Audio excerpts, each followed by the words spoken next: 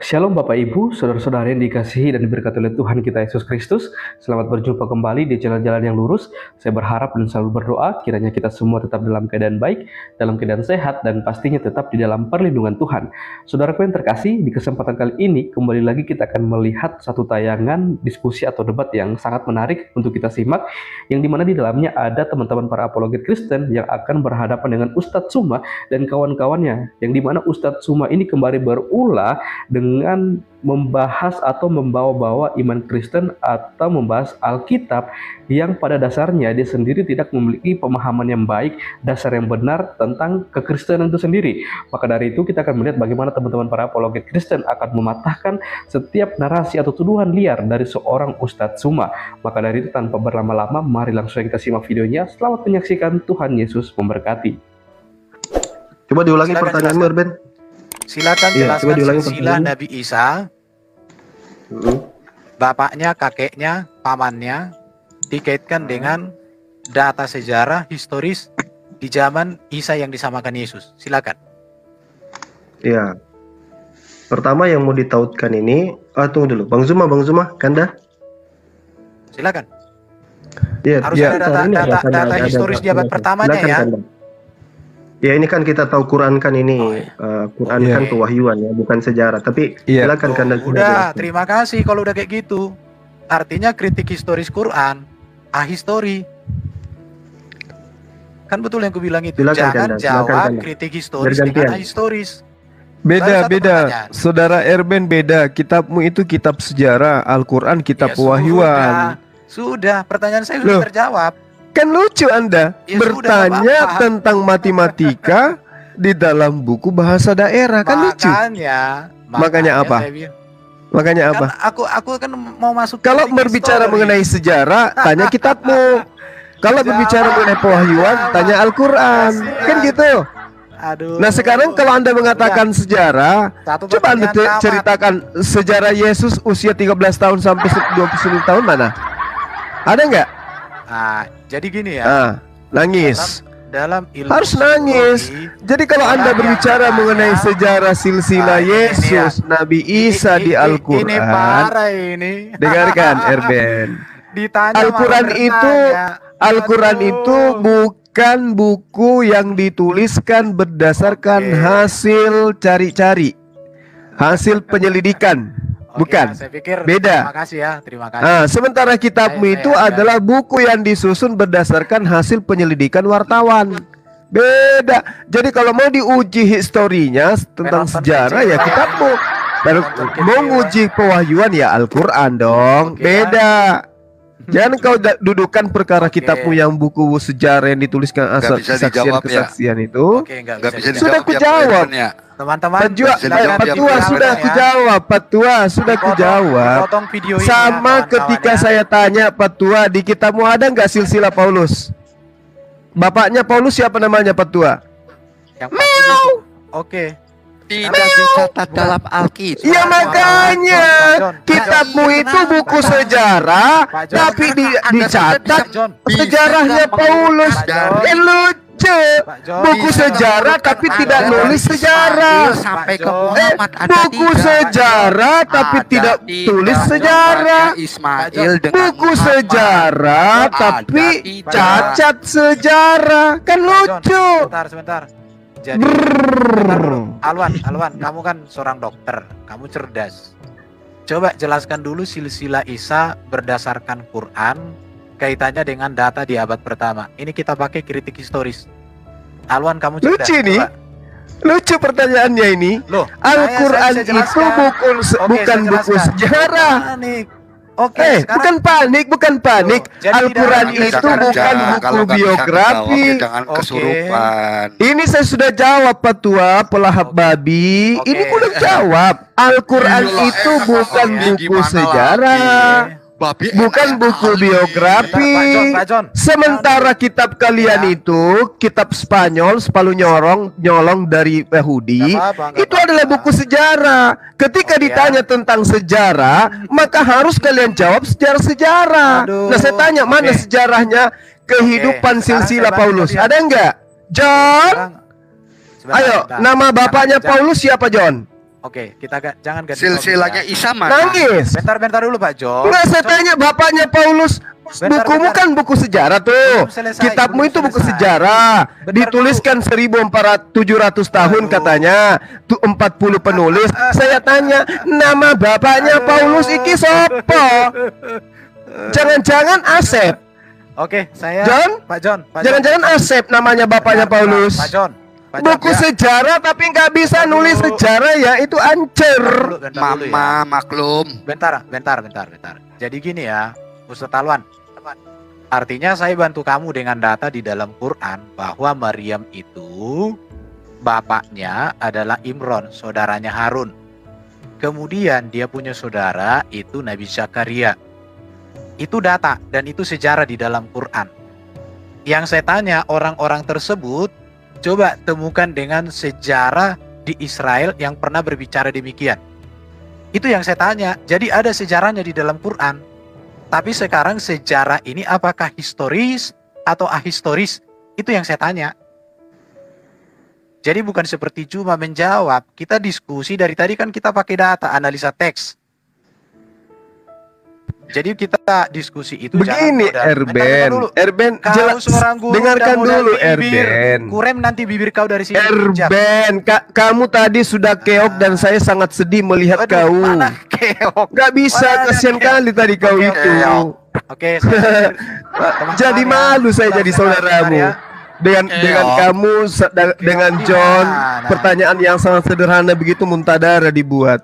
Sekarang begini, Al-Quran itu bukan buku sejarah, Al-Quran itu bukan buku biografi. Bisa jawab kejang-kejang gitu kesurupan. Jadi yang kalau bicara sejarah itu kitabmu. Makanya kita tanya, siapa namanya bapaknya Paulus? Asep. Oke ya.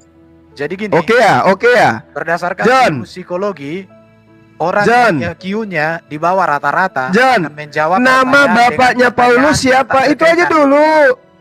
Nama bapaknya Paulus siapa? Yang IQ-nya rendah itu akan menjawab. Nama bapaknya Paulus. Tahu nemu kayak gitu katanya. Nama bapaknya Paulus iki sopo, Mas? Sejaman dengan Daud ingin membunuh raja, membunuh Isa. Lebih parah lagi, kitabmu Yesus dikatakan anak Daud. Yesus dikatakan anak Daud. Memang Daud itu sesama dengan Yesus. Iya Pak John. Iya Bro Herben. Gini Pak John. Pertanyaan kita cukup satu. Bentar dulu. Pertanyaan kita cukup satu dan itu mematikan. Saya turun. Terima kasih ya. Oh ya udah, aku juga ikut turun dah. Turun. Udah cukup. Mematikan. Kamu pikir Al-Quran buku biografi? Iya. Nama bapaknya Paulus siapa? Asep. Atau murtad atau gimana? Oh, Bang Edis. Oh ini pakar dia ini. Kalian bertobat ini, aduh. Pakar kardusnya. Loh, saya udah bertobat Bang, bertobat dari menuhankan manusia, makanya sekarang Muslim Bang Edis. Bang Edis kapan? Itu namanya orang yang berakal yang begini. Bang Edis kapan bertobat? Ini belum udah pada keroyokan ini. Gak ada yang keroyokan, silahkan. Kebanyakan makan babi. Panikan. Kamu masuk di sini di tengah-tengah umat Islam, kau merasa dikeroyok, tuyul. Habis itu panikan. Saya yang jawab itu Bang. Belum Bang Zuma itu. Ini ngomong. Udah ngomong. Waduh. Satu orang yang ngomong dibilang dikeroyok. Dasar Paulus. Pengikut Paulus licik cerdik seperti ular. Asal ngomong aja langsung tipu-tipuan kau. Ngomong aja kau muatannya tipuan kau. Jadi gimana, sanggup nggak ini? Kapan sehatnya sih? Harusnya agama kamu itu mengajarin kamu itu bicara yang jujur gitu loh. Dikeroyok. Belum satu ngomong. Belum. Itu ditanya tuh sama Vincent tuh. Kapan tobatnya kamu nyembah manusia? Kapan? Justru menyembah Yesus itu adalah kehendak dari Bapa itu sendiri. Gimana? Di mana dalilnya? Inilah mulai kan jurus Paulus. Kasihi, dengarkanlah. Kepadanya aku berkenan. Nah, terus perintah nyembahnya mana? dengarkanlah dia itu apa? Ya dengarkan dia. Oke, dengarkan mana perkataan Yesus untuk menyembah dirinya. Kamu kalau dengerin iblis artinya kamu penyembah iblis, Pak O. Gimana sih? Dasar Paulus. Dasar. Kau bilang dengarkanlah dia. Sekarang oke, apa yang mau didengarkan dari Kamu Yesus? kalau Perintah mendengarkan agar dia iblis. disembah. Mana perintahnya? Belum dong, Mana besar-besaran perintahnya agar dia disembah? suara. Mana? Mana perintahnya supaya disembah?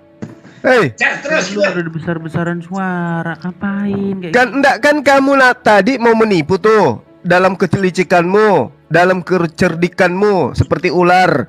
Inilah anakku yang kukasihi, kepadanya lah aku berkenan. Dengarkanlah dia. Nah, sekarang mana perkataan Yesus yang mau didengarkan agar kita menyembah seperti kau? gede-gedean suara doang, kamu mah males. Gitu kan? Kalau udah kayak begitu yang dicari mana lipstikku, mana bedakku. Orang nggak ada besar suara. Kamu yang bawa narasi, situ yang bawa narasi, tapi narasimu bohongan. Inilah anakku yang kukasihi, kepadanya aku berkenan. Dengarkanlah segala apa yang dia ucapkan. Nah sekarang mana ucapan Yesus yang harus didengarkan supaya kita menjadi Kristen penyembah Yesus? Enggak, ini jadi mau melindungi Vincent ini. Enggak, Bang. Lu suka kali kau gitu, Edis. Edis, kau itu dari dulu seperti Ria Jenaka kalau kau berdialog. Sekarang lindungi Vincent. Ini Vincent udah dilindungi nih, belum. Enggak. Mungkin perkataannya di Yohanes 13:16 itu loh. Kan tulisannya merah tuh.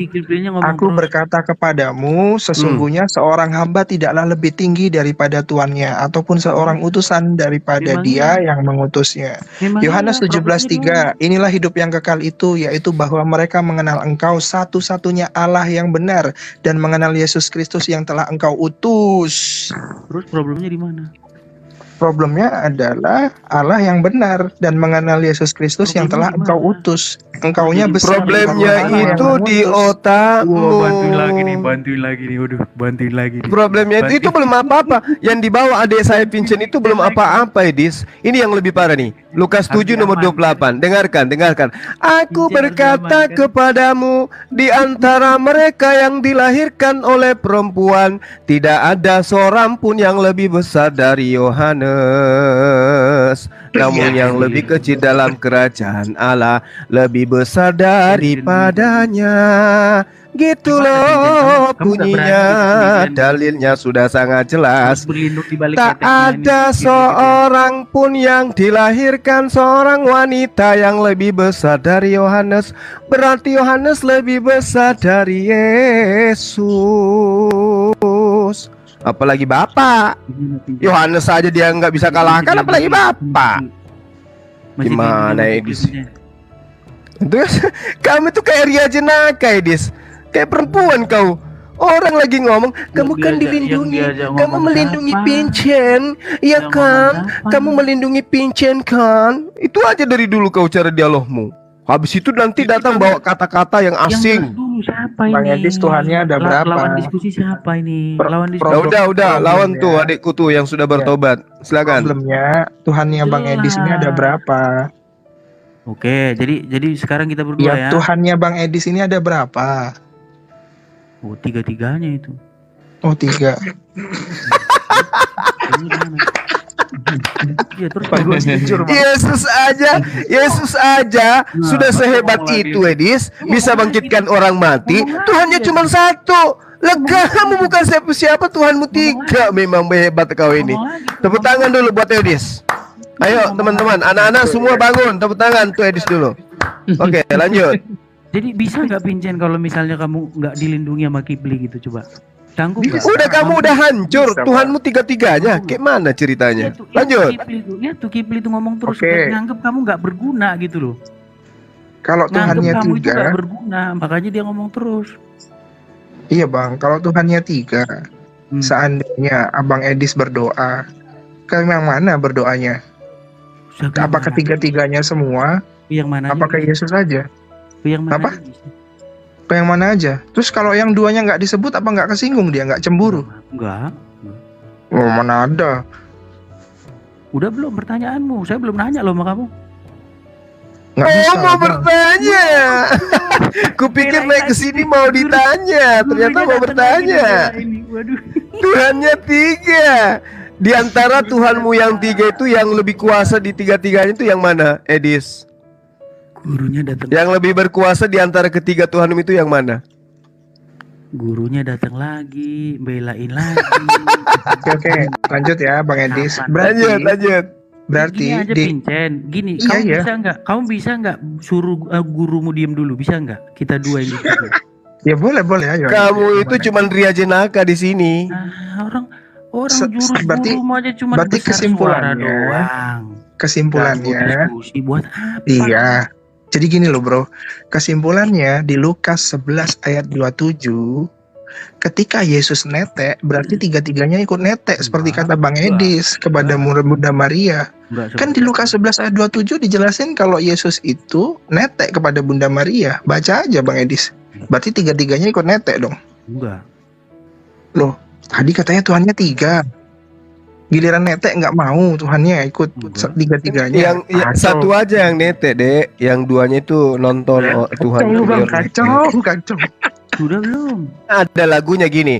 Tuhanku ada tiga, rupa-rupa bentuknya. Kamu nggak dianggap punya otak loh sama ada roh dan juga ada manusia dan juga ada burung merpati. Matilah Tuhan anak tinggallah dua Tuhan. Kan gitu ada lagunya tuh. Gitu lagunya. Lanjut. Seandainya kamu dianggap punya otak, dia pasti diam. Diizinkan kamu ngomong, nanya sama saya. Loh, di sini soalnya udah jam 1 lewat, Edis. Kita harus hiburan. Gitu loh. Kan tadi kau sudah ngaku Tuhanmu ada 3. Ada yang ngomong sama kamu, Kipli. Iya, kan Tuhannya 3. Udah di Lukas 11 ayat 27 kamu udah nanya ya? Yesus... Enggak, kamu udah nanya belum? Berarti Allah Bapa sama Roh Kudus juga ikut ke Bunda Maria, meledak. Itu kan kesimpulanmu. Kamu mau menyimpulkan apa saja nggak? Ketiga itu gimana? Maksudnya 3 itu gimana, Edis? Maksudmu 3 itu 1? Pincen. Ya. Allah nyuruh Muhammad nyembah. Allah nyuruh kamu nyembah Muhammad. Ya. Enggak ada. Muhammad itu mengajarkan cara menyembah Allah, cara mengesahkan Allah. Enggak, kamu disuruh mentaati Muhammad enggak sama Allah? Kan Allah yang memerintahkan. Allah yang memerintahkan melalui Nabi Muhammad. Berarti yang kamu taati Allah apa Muhammad? Karena gini Bang, sejatinya yang kamu taati Allah atau Muhammad? Ketika Tuhan itu datang ke dalam bumi, manusianya yang hancur. Tapi di perjanjian baru, ketika Tuhan itu datang ke temu manusia, Tuhannya yang hancur, meledak. Itu di perjanjian baru Bang.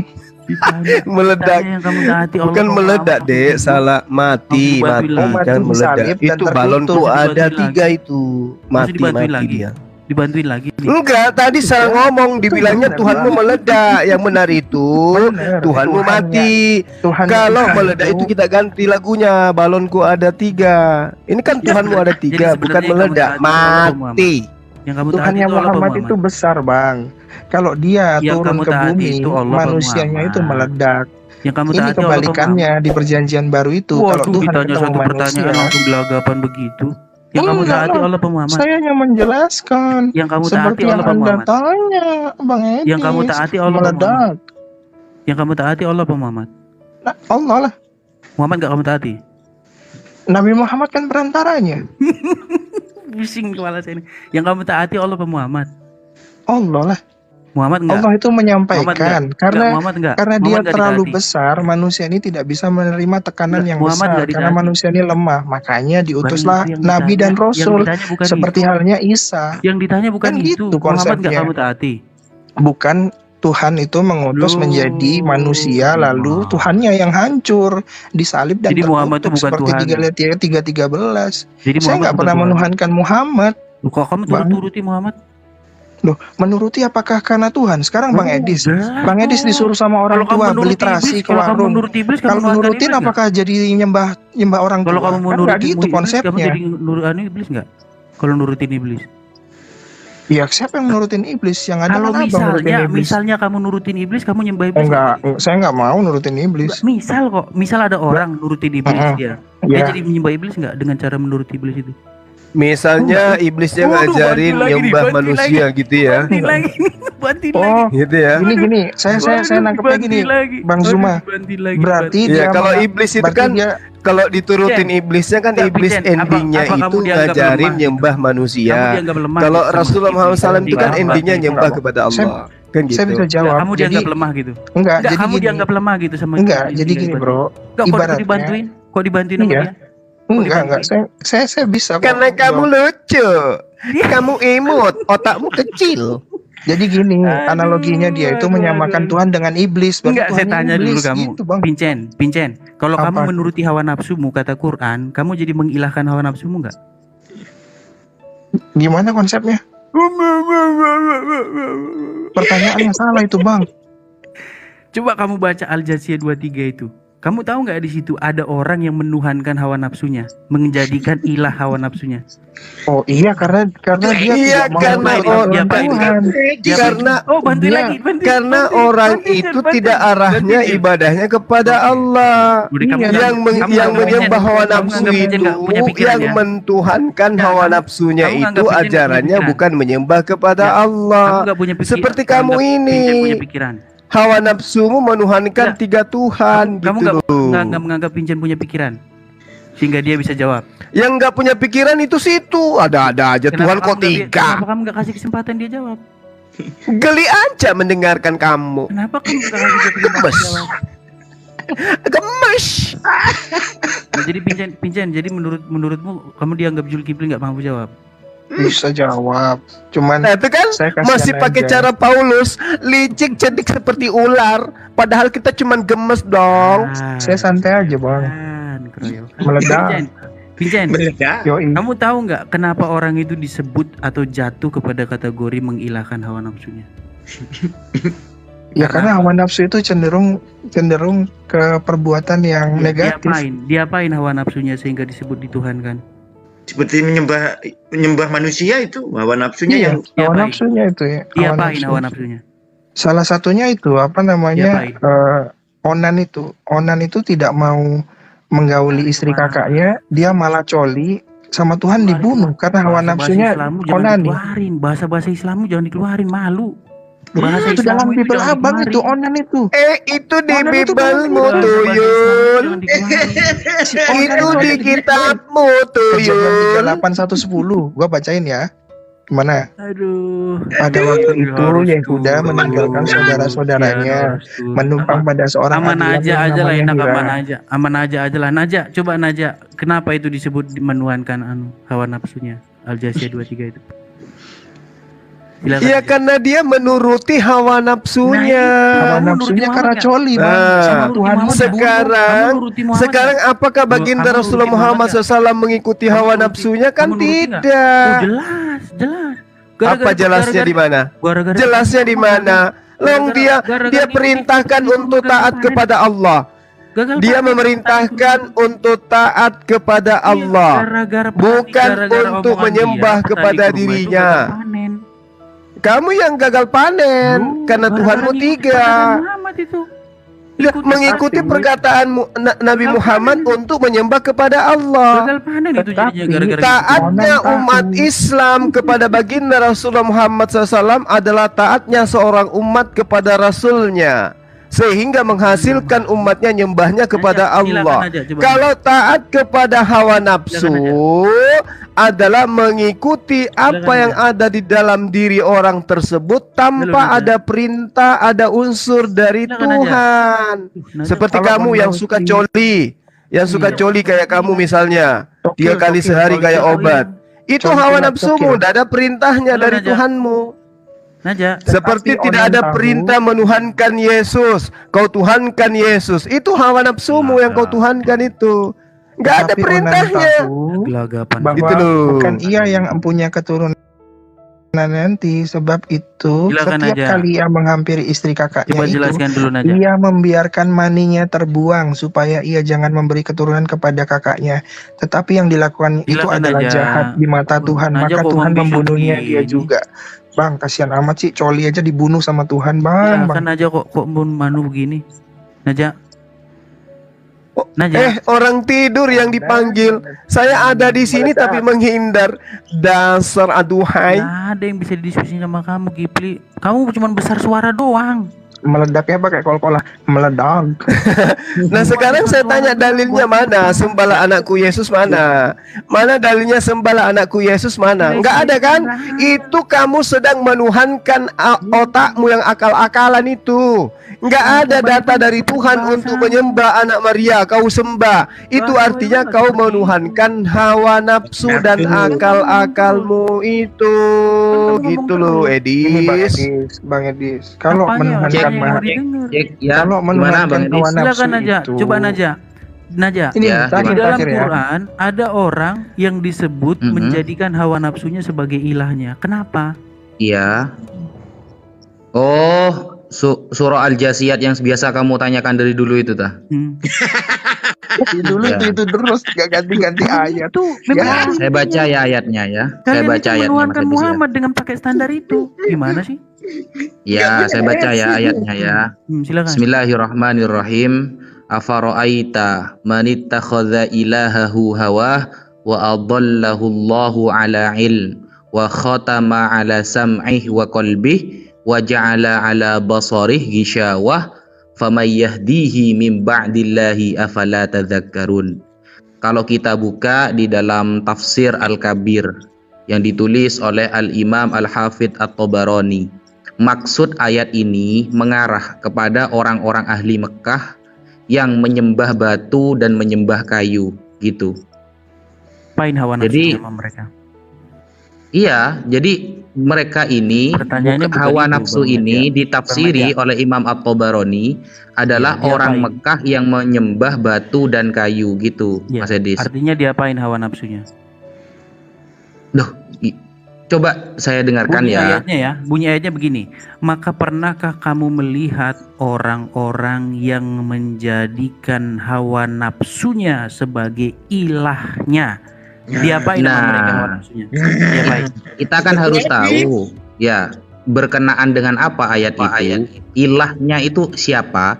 Ilah ini adalah yang pertama Al-Hajar, yang kedua adalah Al-Khoshab. Khoshab itu artinya kayu. Jadi dulu ada orang-orang ahli Mekah itu menyembah kayu dan menyembah batu. Begitu. Nafsunya terus diapain? Kena deh. Loh, kayu dan batu. Ya itu. Jadi gini loh Mas. Kan lafaz kayak saya artikan satu-satu ya. Saya artikan satu-satu ya. Sebentar Naja. Sebentar Naja ya. Tolong dengerin ya. Jadi saya pengen diskusi itu diskusi yang baik. Kalau diskusi yang baik itu saling mendengarkan. Bukan cuman gede-gedean suara doang. Ya kan? Ya kan sudah saya jawab. Pertama-tama begini, Naja. Pertama-tama begini. Kalau kamu menganggap bahwa Allah itu tidak mampu menyampaikan pesannya dengan baik sehingga harus diulangi oleh para mufasir, itu hak kamu. Tapi tertulis di dalam ayat ini bunyinya begini. Maka pernahkah kamu melihat orang-orang yang menjadikan hawa nafsunya sebagai ilahnya? Saya jawab boleh Ustaz? Pertanyaan saya begini. Apa yang diperbuat orang-orang ini terhadap hawa nafsunya sehingga mereka jatuh kepada satu keadaan mengilahkan hawa nafsunya? Saya jawab boleh Ustaz? Tunggu dulu ya Mas Vincent. Ini sebenarnya ayat ini ngarahnya ke jenengan Mas Edis, karena di sini menyembah kepada kayu dan batu gitu. Jadi gini maksudnya, dalam memahami ayat Mas Edis itu kan harus ada ilmu namanya ilmu manhajut tafsir. Kita harus tahu latar belakang ayat ini membicarakan apa. Jadi tidak bisa dimaknai secara letterlek. Kalau Anda mengatakan barusan Allah tidak mampu menyampaikan langsung kepada manusia, harus butuh wasilah para nabi, maka saya bisa kembalikan kalimat itu kepada Anda. Apakah Tuhan tidak mampu 1 bulan hamil Bunda Maryam langsung brocol jadi Tuhan? Kan seperti itu. Gini aja Bang Naja, kalau saya pakai bahasa sederhana aja gini. Bisa nggak disebut orang-orang itu jatuh kepada mengilahkan hawa nafsu ketika dia dikontrol atau dikuasai oleh hawa nafsunya? Ini hawa nafsu bukan hawa nafsu bermakna letterlek Bang. Ini penyembahan kepada batu dan kayu di sini, bukan hawa nafsu sebagaimana kita. Saya kasih contoh lain aja biar Pak Ustadz nggak pusing-pusing. Ini. Yang pusing situ, yang pusing situ. Udah dijawab, loncat lagi. Ada orang yang Paulus. rahib-rahibnya dan alim ulama mereka sebagai Tuhan di samping Allah. Betul? Ya. Oke, diapain nama mereka itu? Rahib-rahibnya itu sehingga dikatakan Quran mereka dituhankan. Ya, jadi gini, ketika ayat itu turun ya ini kelemahan Mas Edis ini, karena Mas Edis tidak pernah belajar yang namanya manhajut tafsir gitu loh, sehingga hanya pakai terjemahan lalu disimpulkan sendiri, tidak bisa gitu Mas Edis gitu. Ketika ya ittakhadhu ahbarahum waruhbanan arbaban min dunillah wal masih ibn Maryam. Mereka menjadikan ya para pendeta dan para rabi-rabi itu sebagai arbaban, sesembahan mereka. Ya, diapain? Siapa lagi? Wal masih ibn Maryam. Dan juga menjadikan Isa putra Maryam sebagai arbaban. Arbaban itu kan Bang Naja, dulu saya jelaskan dulu. Itu Bang Naja, biar nggak boros Bang Naja. Diapain sama mereka sehingga mereka itu saya jelaskan dulu kan rahib-rahibnya, diapain? Ya disembah kayak yang kau lakukan sekarang. Ini arbaban itu jamak dari Rabbun. Penjelasan Muhammad bukan begitu. Penjelasan Muhammad aneh. Ini ada jawaban nih. Jadi saya kasih jawabannya. Sampean nanya tapi membenarkan begini, menyalahkan pernyataan saya gimana sih? Begini Naja, buat pertanyaan sendiri jawab sendiri aja. Jangan gara-gara di rummu kamu mau mendominasi. Gini, dengerin. Jadi ada seseorang bernama Adi ibn Hatim. Dia datang kepada Muhammad. Ya. Dia pada saat itu memakai salib dari kalung perak. Nah, kemudian dia mendengar Muhammad membacakan ayat itu. Mereka menjadikan rahib-rahibnya dan alim ulamanya sebagai Tuhan di samping Allah. Kemudian apa kata Adi bin Hatim? Dia bilang begini, sama seperti kamu menolak kamu menyembah Muhammad gini. Dia bilang gini, wahai Rasulullah, sesungguhnya mereka tidak menyembahnya. Ya, apa kata Muhammad? Tidak. Mereka mengharamkan yang dihalalkan Allah. Mereka mengikutinya, atau sebaliknya, mereka menghalalkan yang diharamkan Allah dan mereka mengikutinya. Itulah ibadah mereka, itulah penyembahan mereka terhadap rahib-rahibnya. Itu Muhammad yang ngomong, bukan tafsir. Lah kan memang betul. Tadi kan ditanya Tuhanmu berapa? Kamu bilang 3. Berarti kamu menjadikan rahib-rahib juga itu sebagai Tuhan selain Allah. Naja, aneh kamu Edis. Ditanya Tuhanmu berapa? 3. Salah satunya rahib. Siapa itu? Yesus. Gimana kalau kita gunakan standar yang sama Naja? Berani nggak? Standar yang sama. Memang ada yang menyembah. Memang ada yang menuhankan Rasulullah. Ya, standar yang sama begini. Seandainya Muhammad mengharamkan yang dihalalkan Allah, kemudian Anda menurutinya, Anda jatuh kepada penyembahan Muhammad nggak? Menurut standar yang Muhammad pakai. Seandainya di Islam nggak ada seandainya, bro. Jenengan memahami menyembah dalam Islam itu apa sih? Ya, sebenarnya tidak ada kata menyembah di situ. Yang ada di situ kata abdu atau ibadah, penghambaan. Ketika Anda menghambakan diri kepada hawa nafsumu, Anda sudah jatuh kepada penyembahan terhadap hawa nafsu. Ketika Anda menghambakan diri kepada rahib-rahib Anda, itu Anda juga sudah jatuh kepada penyembahan peribadahan kepada rahib-rahib Anda. Sekarang saya pakai standar yang sama. Sekarang saya pakai standar yang sama.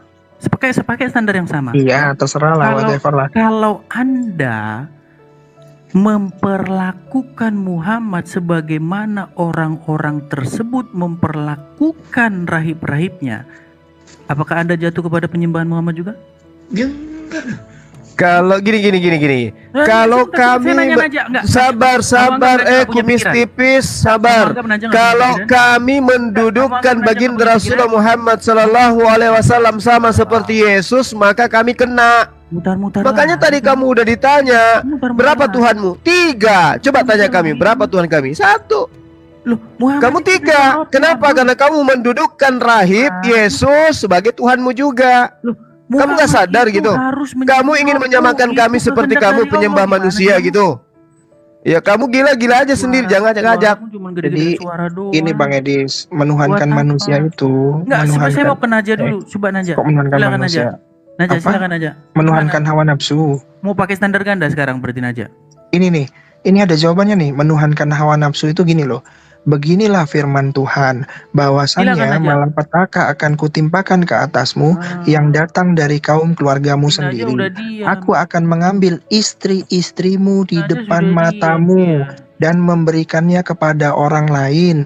Orang itu akan tidur dengan istri-istrimu di siang hari, sebab engkau telah melakukannya secara tersembunyi, tetapi aku akan melakukan hal itu di depan seluruh Israel secara terang-terangan. Ini menuhankan hawa nafsu, karena Tuhan menyuruh dengan berpikir menggauli istri-istrinya di depan seluruh Israel secara terang-terangan. Gini saya jawab ya. Sebenarnya apa yang diomongin Muhammad itu dalam itu maknanya. Jadi kalau hadis yang dipakai jenengan ini gini loh. Kita harus pakai standar yang sama, nggak boleh pakai standar ganda. Ya, setelah ini gantian ya, saya nanya sampean ya. Kalau kamu memperlakukan Muhammad sebagaimana orang-orang memperlakukan rahib-rahibnya itu, kamu sudah jatuh kepada penyembahan terhadap Muhammad. Sekarang kita coba satu tes, satu contoh. Di dalam Al-Quran jelas sekali bahwa darah itu adalah sesuatu yang haram untuk dikonsumsi. Tapi kamu tahu nggak kalau darah Muhammad itu diminum sama pengikutnya? Apakah pengikutnya peduli dengan ayat Quran itu? Ya, di dalam Quran dikatakan, ya ayyuhallazina amanu, wahai orang-orang yang beriman, katakanlah perkataan yang benar. Di dalam Al-Ahzab 70 jelas, kalian disuruh mengucapkan perkataan yang benar. Tapi apa kata Muhammad? Kalian diajari berdusta dalam 3 hal. Boleh kalian berdusta dalam 3 hal dan kalian turuti Muhammad. Jadi kalian itu sudah jatuh kepada penyembahan Muhammad. Oke, itu kan asumsi Anda. Menyampingkan semua isi Al-Quran itu dengan Muhammad bilang begini, Muhammad bilang gini, walaupun sebenarnya Muhammad nggak pernah bilang begitu. Oke, sudah ya. Boleh nggak saya sekarang bertanya sama sampean? Silakan. Ya, semoga dikerjakan ya PR-nya sampean dari saya yang kemarin-kemarin. Ini kan sebenarnya sudah dibahas beberapa kali gitu loh. Nah, sekarang saya tanya, yang jenengan sembah itu Dafar atau Amar? Di dalam Bible nggak ada bunyinya seperti itu. Di dalam Bible itu dia sudah menjadi manusia. Manusianya disalib, tewas. Berarti? Dan bangkit. Nah, berarti pernah tewas gitu? Oh iya, dan bangkit. Nggak berhenti di situ aja. Kalau cuma meninggal doang ya jadinya Muhammad. Nggak bangkit, nggak ada kebangkitan. Berarti Firman atau Dafar pernah tewas gitu ya? Iya, dagingnya. Nah, itu di mana itu? Menjelaskan dagingnya itu. Dafar tidak pernah meninggal. Tewas lalu dikutuk. Yang meninggal itu daging yang telah menjadi manusia. Iya. Coba jelaskan. Itu kamu nemu dalil di mana kalau yang mati dagingnya, firmannya agak mati? Kan firmannya sudah jadi manusia gitu loh, Bro. Ya, karena Dafar itu dia bukan kata benda, bukan sifatnya yang bisa meninggal. Sama seperti kalam di tempatmu. Kalam itu apakah dia itu ada dagingnya? Fokus ke dalilnya sampean. Nggak usah ke Islam dulu, Mas Edi. Saya kan tadi tidak nyebrang gitu loh. Menggunakan satu perbandingan supaya Anda. Saya kan tidak nyebrang barusan. Sampean mampu nggak menjelaskan itu dengan Bible Anda gitu loh? Iya, jadi di dalam Kristen itu jelas ya bahwa sang firman atau logos itu menjadi daging dan penyembahan dan dagingnya ada di tiang salib tewas. Penyembahan terhadap Yesus, perhambaan atau peribadahan kepada Yesus itu adalah kehendak Bapa itu sendiri. Jadi barang siapa yang mau menyembah Bapa itu harus menyembah anak. Karena tidak ada cara menyembah Bapa itu selain daripada menyembah anak. Sama seperti kalian. Tidak ada cara kalian ke pertanyaan saya, Mas Edis. Fokus ke pertanyaan saya. Yang Anda sembah Dafar atau Amar? Dari tadi saya udah jawab sama kamu tanya. Ya, kan kamu yang kata kamu kan tadi jawabannya begini kan ya. Kan gini. Males kalau diulang-ulang gitu. Tunggu dulu, sampean pernah mengatakan Dafar dan Amar itu sama gitu, dan itu PR bagi sampean. Itu bagian dari Dafar. Ya, mana datanya Mas Edis? Mana? Dafar itu bagian dari amar, mana datanya? Itu nggak perlu data, itu diperlukan hikmat untuk memahami itu. Oh, tidak perlu data. Perlu hikmat untuk memahami. Mau tanya dong, kan Tuhannya berdaging. Ketika Yesus disunat, sisa kulupnya itu menjadi Tuhan juga, bagian dari Tuhan juga karena berdaging atau gimana? Pertanyaanmu salah. Tuhan itu pengertian Tuhan itu adalah jabatan. Jangankan ini, setan pun bisa jadi Tuhanmu. Kalau kamu turuti setan itu menjadi Tuhanmu. Iya, kulup kan Yesus itu kan katanya daging, ya kan? Waktu bersunat itu ngikutin kulup. Kami nggak ada ngikutin kulup. Yesus kan hari ke-8 kan disunat. Paulus mulai licik dia lagi. Kulupnya bagian dari daging atau bukan? Kulup yang Anda sebut tadi daging. Kalian sudah diwajibkan kalian itu menjadikan Muhammad sebagai ilah kalian. Harus kalian turuti Muhammad kan? itu. Coba lihat, tengoklah ini. Tengoklah si Paulus ini. Iya, kamu ditanya kulup larinya ke Rasulullah. Tadi daging. Tadi Firman jadi manusia, jadi daging. Kulupnya itu juga kan daging, tuyul. Jadi itu kulupnya juga adalah Tuhanmu kan? Nah, iya. Benar kan? Kulupnya ketinggalan loh itu, Bang. Coba, Bang. Itu sebenarnya kulupnya itu juga kan jadi daging. Itu juga Tuhanmu. Jadi bukan Trinitas. Kenapa? Karena ada entitas baru setelah dia disunat. Ada Tuhan kecil yang digunting. Paham? Iya. Itu kan ketinggalan waktu setelah Yesus makan. Tuhanmu saat itu nggak bangkit. Kulupnya nggak pernah bangkit. Kulupnya tidak pernah bangkit, tertinggal itu. Sebagai ilah itu bukan musyrik. Najak, dengar nggak Najak? Ini giliranmu ditanyai agamamu. Kulupnya Yesus itu loh. Alah, pura-pura. Najak, saya ngomong satu kali lagi ya.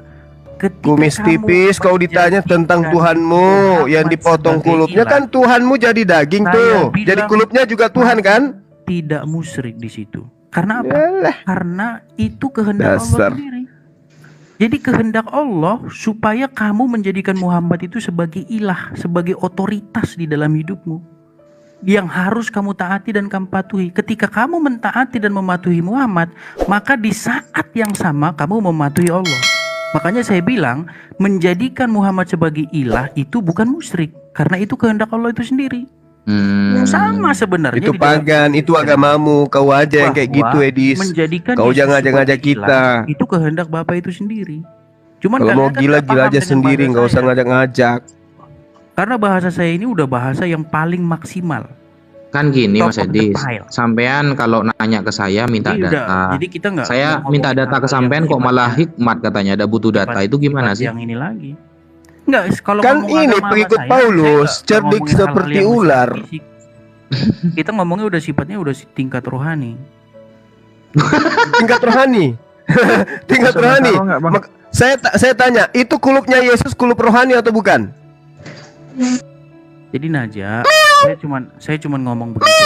Meledak. Kalau kita meledak.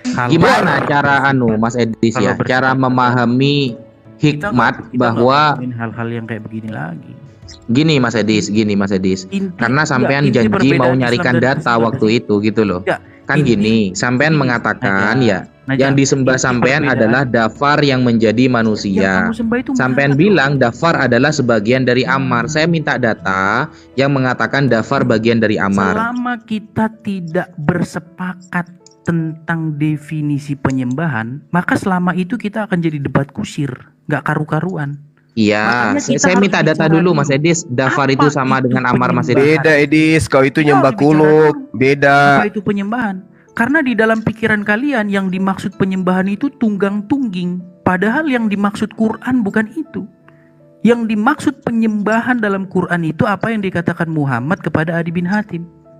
Bagaimana orang-orang jatuh kepada penyembahan rahib-rahib dan alim ulama tanpa sadar. Tanpa sadar mereka sudah menuhankan alim ulama itu. Dengan cara bagaimana? Dengan cara menurutinya tanpa batas. Bahkan ketika perintahnya itu melanggar perintah Allah sekalipun, hantam, turuti. Dinda Najak, berarti Edis ini adalah pentuhan Paulus. Dari seperti itu. Berarti dia pentuhan Paulus karena dia mengikuti perintah-perintah Paulus. Penyembah Paulus. Karena bumi dan langit sekalipun runtuh, maka tidak satu pun hukum, tidak satu iota pun akan kutinggalkan dari hukum Taurat. Di dalam Tetapi Bible, Paulus Nabi selalu bicara, dengarkanlah firman Tuhan, bukan omongannya dia. Tapi Muhammad. Omongannya dia. Dengan matinya Yesus di atas tiang salib, maka dia telah membatalkan hukum Taurat dan segala ketetapan yang ada di dalamnya. Dan itu kau praktekkan sekarang, Edis. Kau itu menyembah Paulus. Makanya Yesus mengatakan dalam Yohanes 8 nomor 44, iblislah yang menjadi bapakmu dan kamu mau melakukan keinginan-keinginan bapakmu. Atas keinginan siapa engkau menjadi Kristen? Paulus. Atas keinginan siapa engkau beribadah hari Minggu? Paulus. Atas keinginan siapa engkau menuhankan 3 Tuhan? Paulus. Atas keinginan siapa engkau menuhankan Yesus? Paulus. Atas keinginan siapa engkau makan babi? Paulus. Jadi kamu itu pentuhan Paulus. Kata Yesus, kamu itu pentuhan Paulus. Iblislah yang menjadi bapakmu. Dan satu-satunya manusia yang mengaku bapa di dalam Yesus Kristus itu adalah Paulus. Masih mau? Pengertian ibadah. Apa pengertian ibadah Naja? Kamu belum jawab pertanyaan saya loh. Gak ada data kamu. Enggak, saya nggak mau hal-hal yang remeh-temeh. Inti yang remeh-temeh aja kamu udah bisa nampilin data gitu loh. Enggak, inti orang itu harus kita serahkan dalam nama Tuhan Yesus kepada iblis sehingga binasa tubuhnya agar rohnya diselamatkan pada hari Tuhan. Enggak, dari tadi gimana? Dia ngomong dari tadi nih ngomong terus. Kalau model si Alwan atau Najak masih bisa, diskusi masih bisa. Tapi kalau modal kayak ngobrol sama saya, Bangku. Oh, kalau saya nggak bisa. Saya nggak bisa membiarkan iblis menyesatkan dengan terang-terangan kayak gitu. Nggak bisa. Sekarang kau menyembah Yesus itu perintah siapa? Kau bilang tadi perintah Bapa. Tapi kalau saya minta data, kamu nggak bisa kasih. Yang ada adalah perintahnya Yesus. Barang siapa yang berkata dengan mulutnya Yesus itu adalah Tuhan, maka dia akan diselamatkan. Roma 10 nomor 9 nomor 10. Makanya Yesus mengatakan, iblislah yang menjadi bapakmu dan kau mau melakukan keinginan-keinginan bapakmu. Apakah ada umat Islam yang menyebut Nabi Muhammad SAW sebagai bapak? Kagak. Apakah kalian itu menyebut Paulus itu sebagai bapak? Yes, Bapak Paulus. Pengakuan di dalam 1 Korintus mengatakan, akulah yang menjadi bapakmu di dalam Yesus Kristus. Berarti kau itu penyembah Paulus. Belum paham? Dengan kata-kata ya ayyuhallazina amanu katanya. Dengan mengatakan kepada Muhammad ya ayyuhan nabiyyu. Kamu manggil-manggil Muhammad itu dalam sholatmu. Iya, dia dipanggil sebagai nabi itu, Yul. Bukan dipanggil sebagai Tuhan kayak kau memanggil Paulus sebagai bapak. Ngerti kau? Enggak akan mungkin ngerti. Emang dia dengar? Padahal Yesus nggak ketemu sama ya ayyuhan nabiyyu. Gimana? Padahal Yesus nggak mengenal Paulus. Ini Bang Edis, dalilnya ada di dalam Bible sebenarnya itu ya. Gini, 1 Raja-Raja ya, coba dibuka ya. 1 Raja-Raja pasal 22 nomor 23. Karena itu sesungguhnya Tuhan telah menaruh roh dusta ke dalam mulut semua nabimu ini. Sebab Tuhan telah menetapkan untuk menimpakan malapetaka kepadamu. Berarti semua nabi-nabi ditaruh roh dusta sama Tuhan iblis. Pantes jenengan dusta terus dari tadi. Sebenarnya kalau diskusi Islam dan Kristen itu intinya itu yang saya bilang tadi. Jangan lari kemana-mana. Kan Tuhan itu kan kedagingan, seluruhnya daging. Ketika Yesus diangkat ke langit, kulupnya itu ikut keangkat nggak, Bang? Tuhan kok kedagingan, gimana kamu?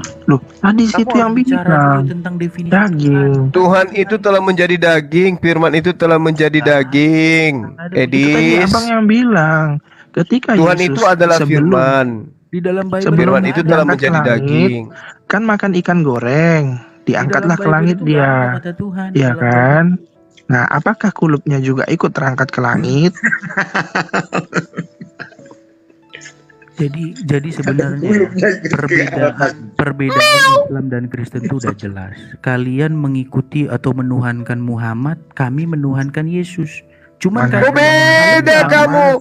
Beda dong. Oh, enak kali. Yang kau tuhankan itu Paulus. Kalau berdasarkan perintah untuk taat kepada baginda, lantas kau tuduh kami menuhankan baginda Rasulullah SAW, berarti kamu itu menuhankan Paulus. Kenapa?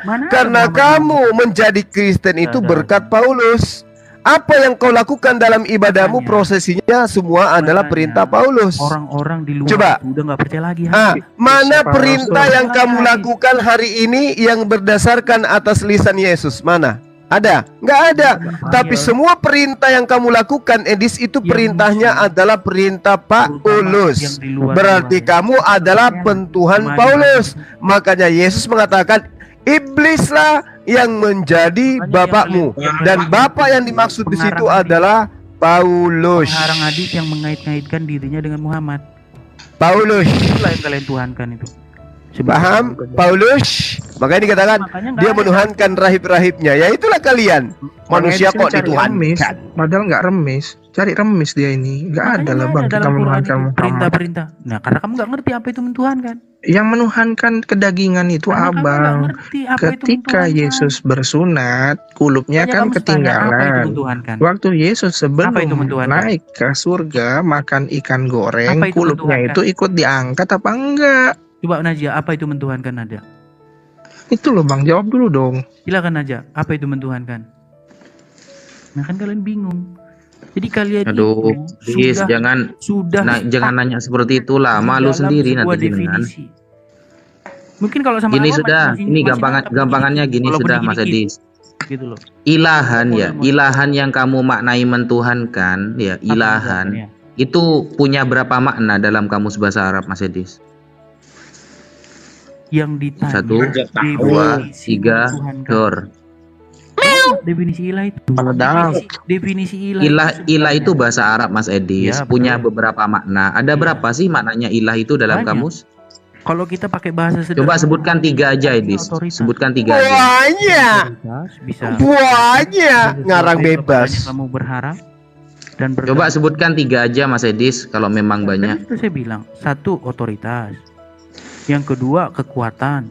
Yang ketiga sesuatu yang kepadanya kamu berharap dan bergantung. Di mana itu? Sesuatu yang padanya kamu berharap itu di kamus apa itu? Saya kasih contoh. Di kamus apa itu Mas Edis? Kamusnya. Namanya kamus apa Kak? Namanya? Loh, kita nggak usah pakai kamus. Ketika kalimat itu digunakan. Nggak usah pakai kamus katanya Bang. Kamus gereja. Iya, kalimat itu kan digunakan dalam satu kalimat. Jadi kita bisa punya nalar, punya otak untuk memahami apa dari kalimat itu, arti dari kata itu. Kalau punya otak, nggak mungkin kau katakan Tuhanmu 3. Yang menuhankan hawa nafsunya atau membuat hawa nafsunya sebagai ilahnya. Kan dibuat itu hawa nafsunya sebagai ilahnya. Tunggu. Tempat kamu berharap itu ilahan itu maknanya nemu di kamus mana Mas Edis? Saya nggak bilang begitu. Ketika kamu membuat sesuatu itu menjadi tempat. Tengoklah kan kayak Paulus, betul licik dia. Tadi dia bilang disebutkan 3, ya kan? Makna daripada ilahan itu apa? Ketika kamu bergantung berharap kepada Allah, Allah itu menjadi ilahmu. Betul-betul Paulus kau ini. Aku menjerat engkau tipu daya dengan kelicikan. Dasar ular beludak. Gak usah diminta data tadi cukup dengan hikmat. Sekarang tidak butuh kamus. Gimana sih? Ke intinya aja, inti kasihan kalau berdoa ke Tuhan Yesus Allah Bapaknya nggak disebut tuh, kasihan Allah Bapaknya. Apa nggak nangis di pojokan itu kan? Ya karena kalian berpikir bahwa Yesus itu saingannya Bapa. Kalian juga, berarti kan beda bang. Kalian tidak berpikir kalau Muhammad itu saingannya Allah? Otak saya tidak serendah itu gitu. Otak saya tidak serendah itu. Itu mencari remes gitu, bro. Ketika kamu menjadikan Muhammad, pingin kali kita ini pagan kayak dia Allah gitu ya. Pemimpin nggak? Ketika kamu jadikan Muhammad sebagai pemimpin, Allah beda Edis. Di agama kau itu memang sudah disusupi ajaran paganisme. Theos pada mulanya adalah logos itu bersama-sama dengan theos, dan logos itu adalah theos. Theos itu telah menjadi daging.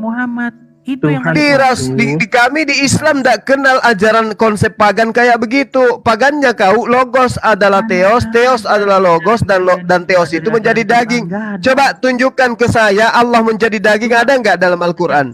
Naja, coba Naja. Ada nggak dalam Quran yang kalian omongin? Nggak ada. Yang kalian omongin itu semua tuh dari hadis.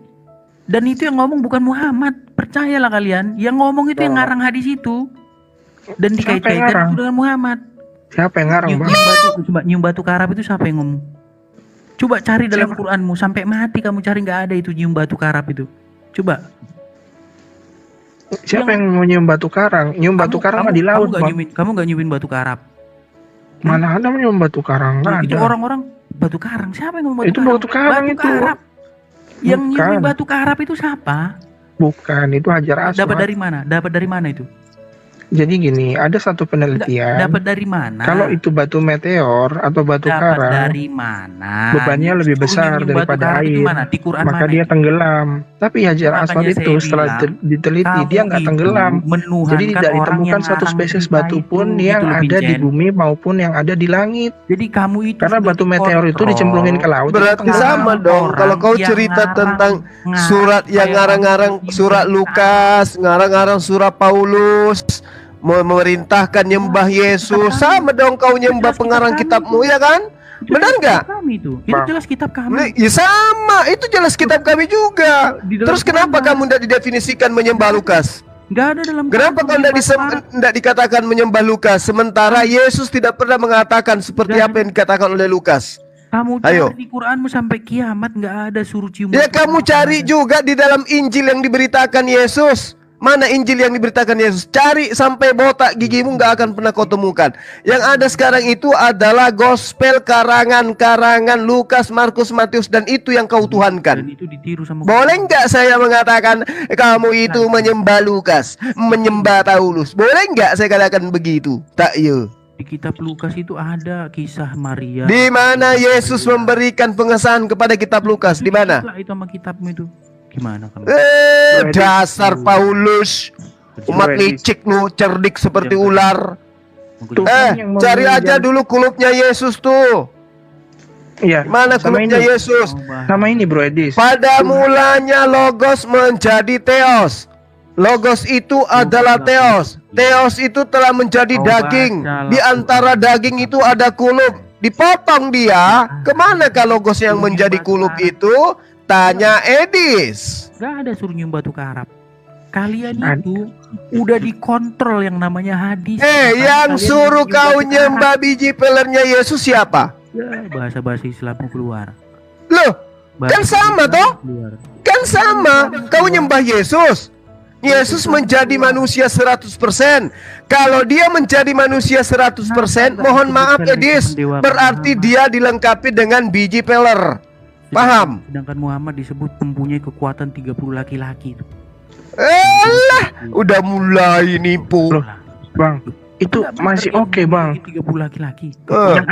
Yang ada itu ini, Bang. Tuhannya siapa yang meminjam pusok Tuhannya siapa yang turun ke bumi? Meminjam pisau cukur dari Raja Asyur dari seberang Sungai Efrat. Saya kasih tahu. Saya cukur bulu siapa? Kepada penyembah. Untuk cukur bulu paha. Pahanya aja ada bulu. Gimana di situnya? Gondrong. Berarti sebelum ada Yesus itu Tuhan sudah pernah jadi manusia yang meminjam pisau cukur dari seberang Sungai Efrat dari Raja Asyur buat minjem, buat nyukur bulu paha. Mereka nyium batu ya Tuhan, di situ. Tuhan yang kaya. Kenapa? Yang penting jangan nyembah manusia yang berkolot. Makanya saya bilang sama kamu Kipli, kami sujud itu sebagai arah kiblat. Kami mencium batu itu karena Rasulullah pernah melakukan. Mencium HP bukan berarti kami itu mencium istri. Kalau misalnya gini, saya nelpon sama istri, kangen sama istri, kemudian saya cium HP, apakah kemudian saya itu istri saya itu adalah HP? Baca Yosua 27. Bagaimana batu itu? Batu diangkat menjadi saksi. Baca Yakub. Yakub juga sujud menghadap ke batu. Baca itu kitabnya Daud. Bagaimana kemudian Salomo juga cium batu menghadap ke batu. Kan gitu. Nah sekarang gerejamu itu di depannya ada toilet. Lalu kamu kemudian menghadap ke sana. Apakah boleh saya mengatakan kamu itu menyembah toilet? Yesaya 26 ayat 4. Allah itu gunung batu. Itu merujuk kepada Yesus. Yesaya 26 ayat 4. Banyak cerita. Allah itu gunung batu. Mempercayai. Yang diajarin Yesus apa? Yang kau amalkan apa? Yesus memerintahkan pengikutnya menjadi Islam, kau malah menjadi Kristen. Yang orang biografi. Aduh, Edis. Kapan sehatnya si Edis? Kapan sehatnya? Yesus memerintahkan kamu menjadi Islam, kenapa kau jadi Kristen? 10 tahun saya pelajari Islam itu. Saya tahu betul. 10 tahun. 10 tahun aku pelajari Islam. Saya 20 tahun pelajari Bible. Paham? Saya belajar Bible itu dari tahun 2000 berapa itu? 2002 saya belajar Bible. Paham kau?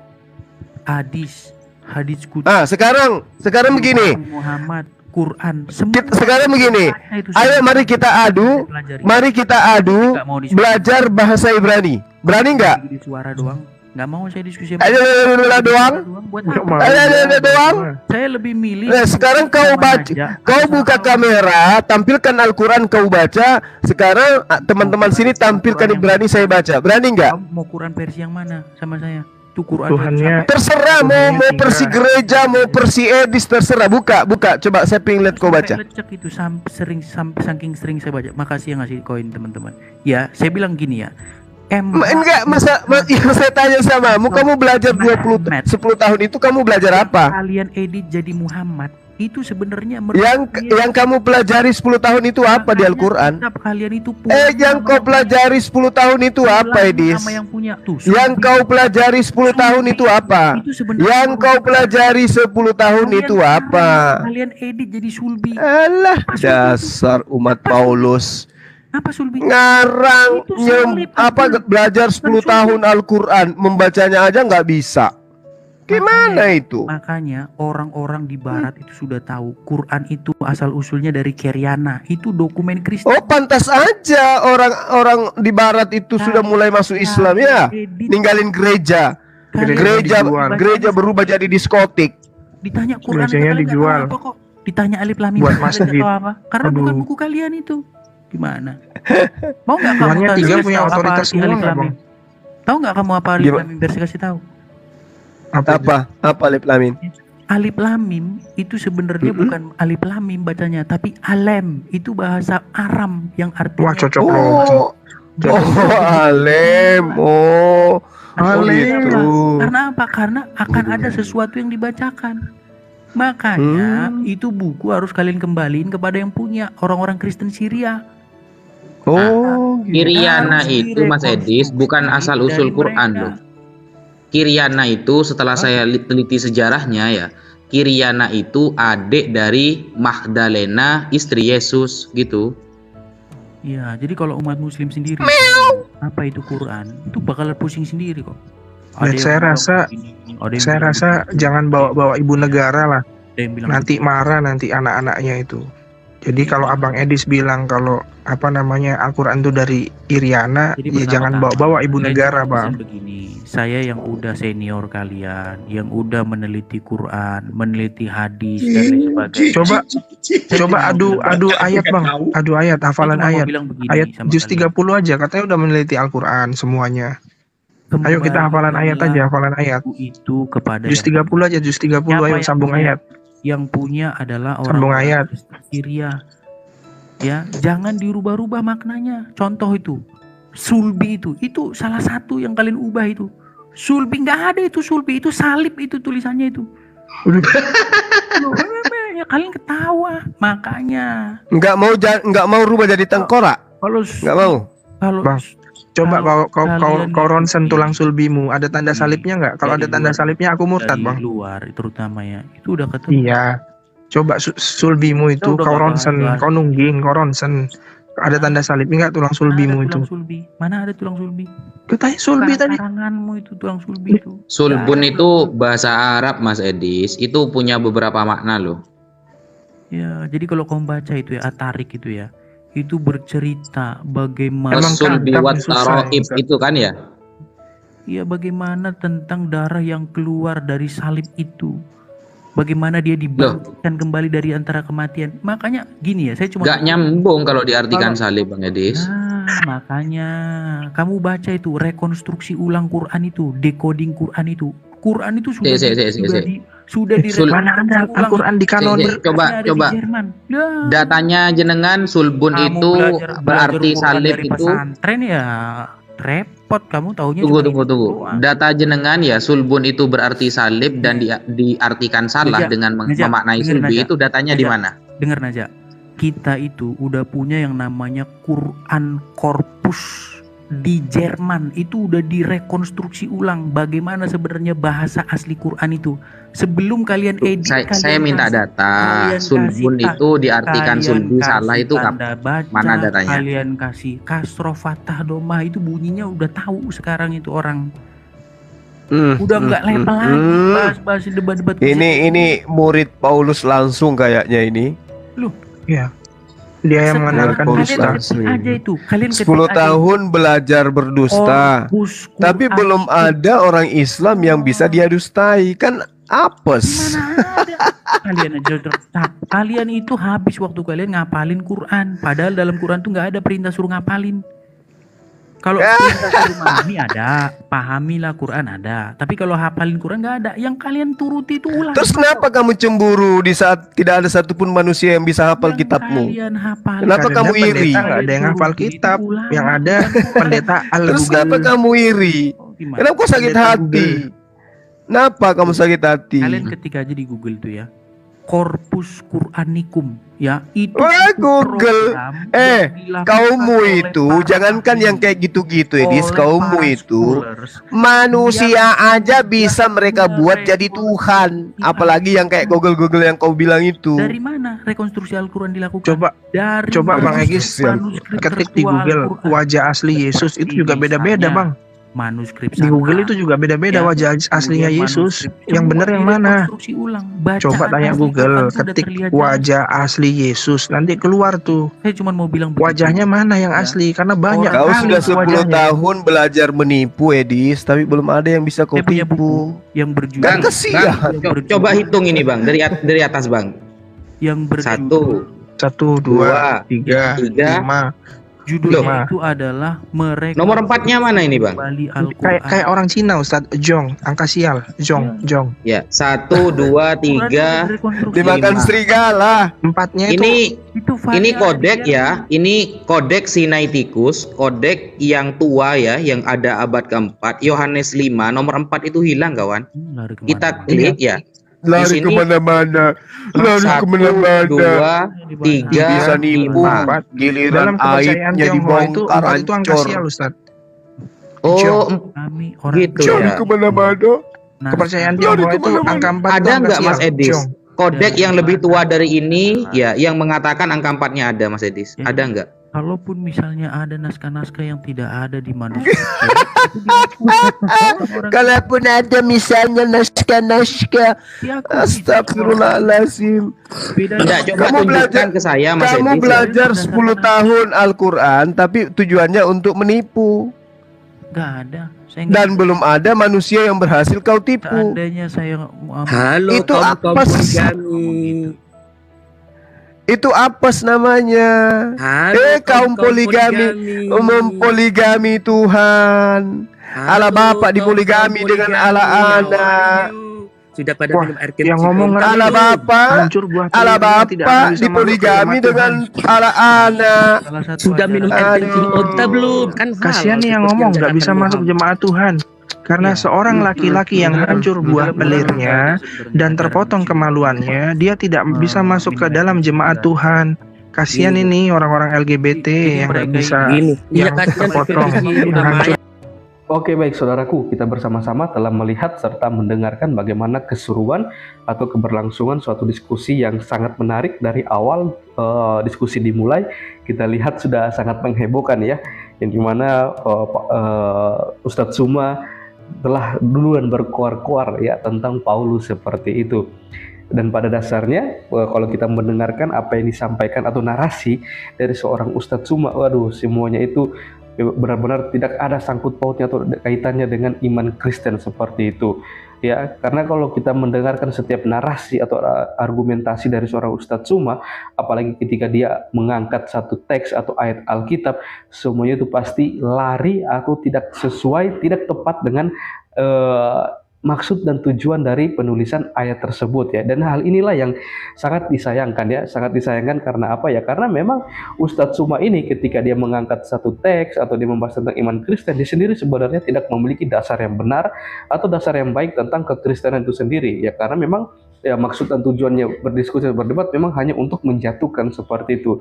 Dan saran saya untuk Ustadz Suma sebenarnya kalau dia ingin mempelajari tentang Alkitab, belajar dari awal, dari Kejadian sampai Wahyu dengan menggunakan literatur-literatur yang terpercaya yang bisa mendukung teks atau ayat yang mungkin bagi dia itu membingungkan bagi dia seperti itu ya.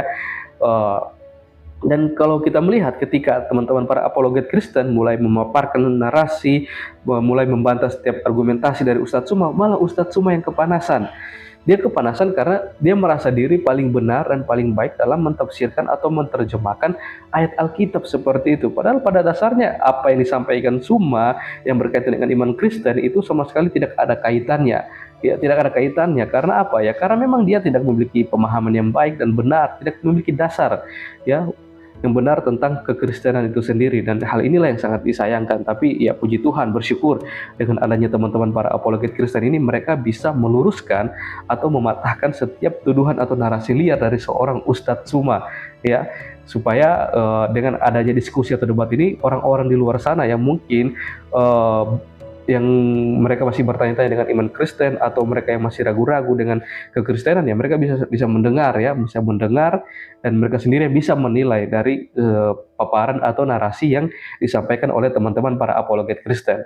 Dan kalau kita juga mendengarkan apa yang disampaikan dari Bro Edis TV ini juga ya, itu menurut saya sudah sangat final, tidak bisa lagi dibantah oleh Ustadz Suma. Tapi ya karena Ustadz Suma terus berada di egonya ya, dia terus berkuar-kuar tentang apa yang dia yakini seperti itu ya, pada akhirnya diskusi ini seperti kayak rusuh jadinya ya, seperti itu. Karena memang kan tujuan kita berdiskusi itu kita mau mengedukasi untuk para teman-teman atau orang-orang yang menonton seperti itu, tanpa harus saling menjatuhkan satu dengan yang lain. Dan mirisnya ketika Bro Edis TV membahas tentang keyakinan dari si Ustadz Suma ini, malah dia kepanasan seperti itu. Padahal ketika dia tidak sadar, ketika dia membahas tentang kekristenan, membahas tentang Alkitab, orang Kristen sepertinya biasa aja kan ya.